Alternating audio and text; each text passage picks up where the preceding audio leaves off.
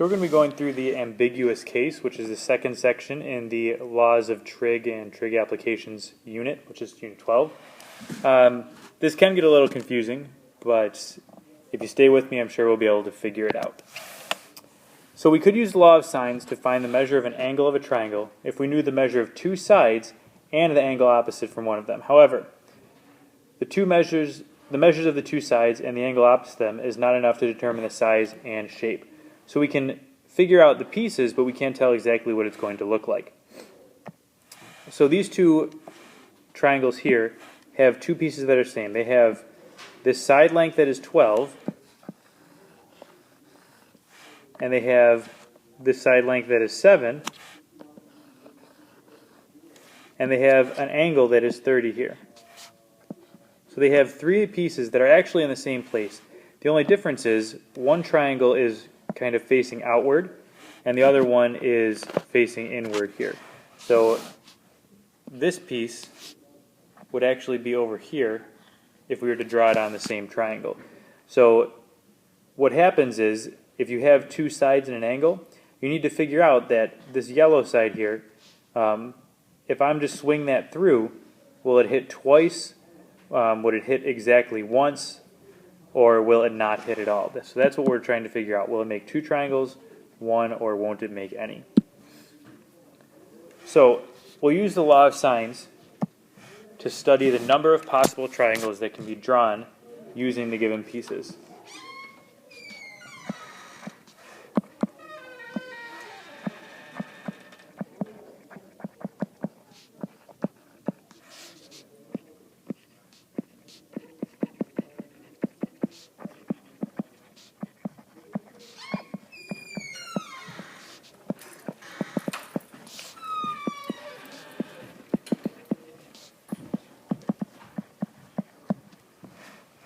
So given two sides and the angle opposite, it will result in either 0, 1, or 2 triangles. So here's essentially what's going to happen.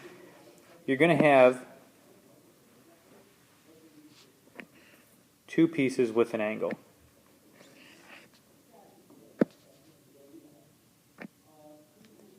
So I'm going to set this up in three different ways here.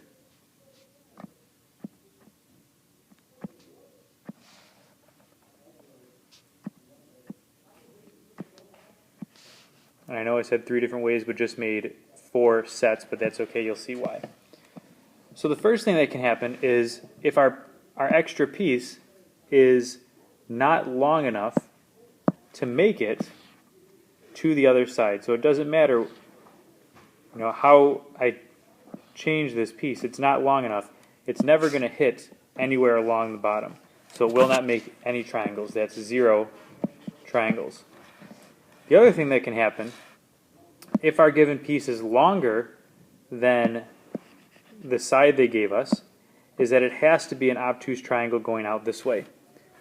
So that would result in just 1 triangle. Or what can happen is it can be somewhere in between those two. So that if I take it, I can actually draw a triangle going down this way, and I can draw a triangle going down this way. So that hits twice,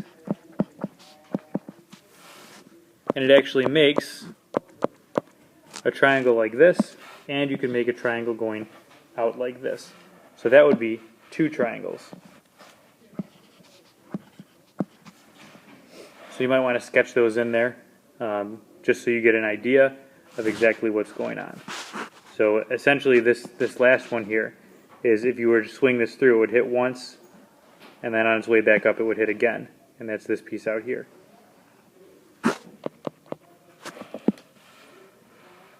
So we're going to look at a couple examples here. So in triangle PRQ, it says P is 12, sine of P is 0.6, and R is 8. And they want us to find the sine of R. So the very first thing you want to do is go ahead and draw a triangle. Again, it doesn't matter exactly what it looks like. And it doesn't matter where you put your capital letters. But it does matter where you put those lowercase letters. So remember that the lowercases need to be opposite from the capitals. And then fill in what they give us. So we know that lowercase p is 12, lowercase r is 8, and sine of p is 0.6. And now knowing that they gave us that angle side pair, the capital P and the lowercase p, you want to jump to the law of sines right away.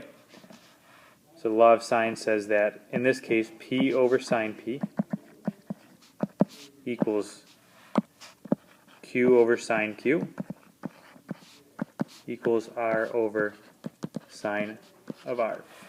And then we're going to plug stuff in. So we have 12 over, we know that sine of p is already calculated for us over here as 0.6, equals, they didn't give us any of the q's, so that's not going to get used. And r, they give us lowercase r is 8, and we're looking for sine of r. So we can go ahead and do a little cross multiplying, and we'll end up with 12 sine r equals 0.6 times 8 is 4.8. And then we would divide by 12 and get sine r equals 0.4, which is actually exactly what we were looking for. It asks us to find sine r, and we have sine r right there.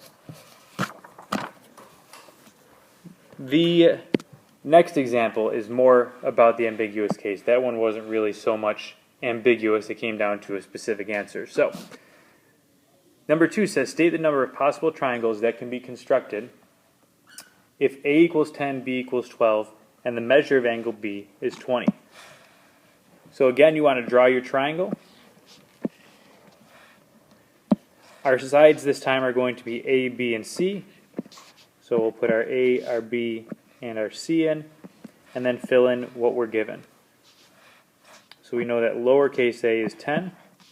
We know that lowercase b is 12, and we know that the measure of angle B is going to be 20 degrees. So you can see that they gave us another angle side pair. They gave us B and B, so we're going to fill it into the law of sines.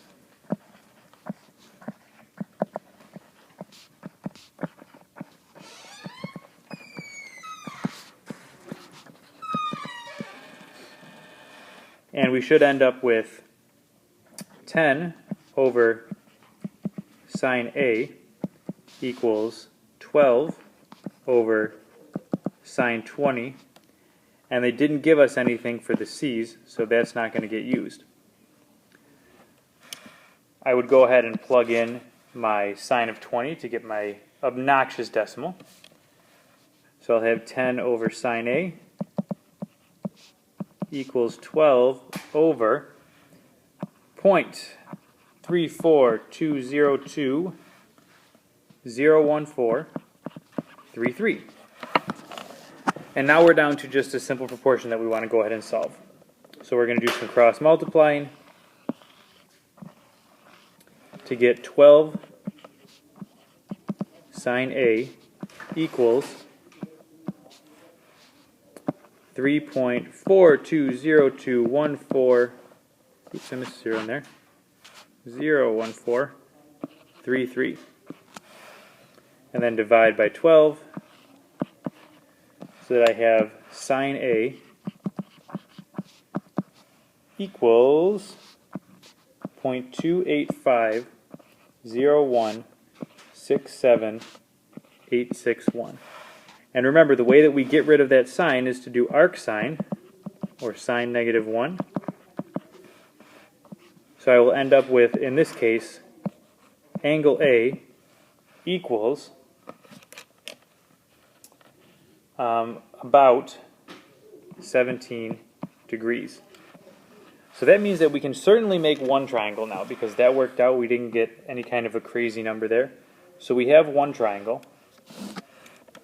To figure out if you can make a second, you need to figure out the third angle in that triangle.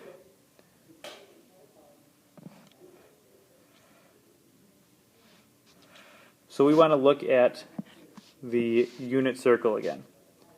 So we know that a 17-degree angle is in here like this, but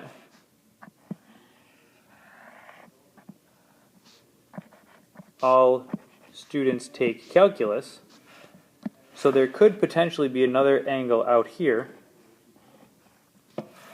that would give us the same measure, because sine is positive in the first quadrant, which is our 17, and in the second quadrant.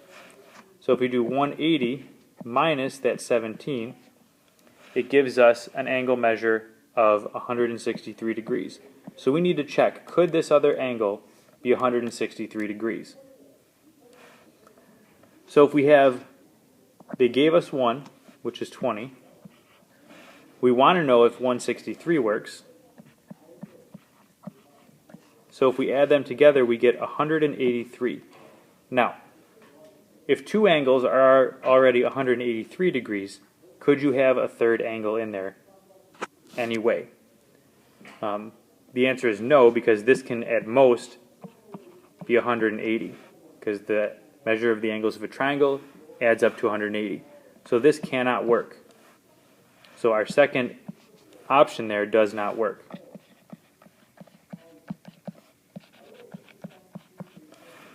So the only triangle that can be made is 17 degrees. So the actual final answer you would need to write, because the question they asked says state the number of possible triangles.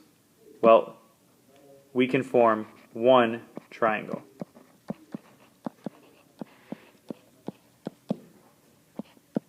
So make sure you state something that answers the question that they asked.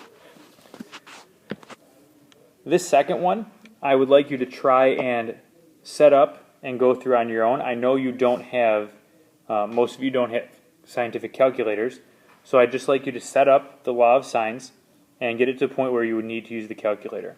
We'll discuss exactly how many triangles this can form when you get into class tomorrow, so that we have a little bit of review before you start working on your own. So set this one up, and I will talk to you tomorrow. I apologize about the squeaky door. Tapestry needs to invest in some WD-40 so that the doors open and close quieter. It would be less distracting to students, teachers, and everyone involved. Have a wonderful night.